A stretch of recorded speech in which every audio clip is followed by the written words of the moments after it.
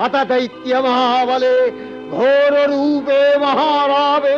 नारायणी नमस्तुते धनुष्राकरालवदने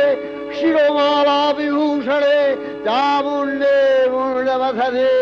नारायणी नमस्तुते लक्ष्मी लज्जे महाविद्ये श्रद्धे पुष्टि स्वधे ध्रुवे महारात्रि महाविद्ये नारायणी नमस्तुते निधे सरस्वती वरे भूतिवभ्रमितामसि नियते त्वं प्रसीदेशे नारायणी नमस्तुते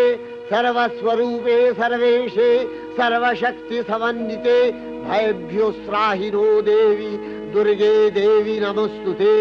एतत्ते वदनं सौम्यं लोचनत्रयभूषितं पातु नः सर्वभूतेभ्यो कात्यायनी नमस्तुते ज्वालाकरालमत्युग्रं शेषा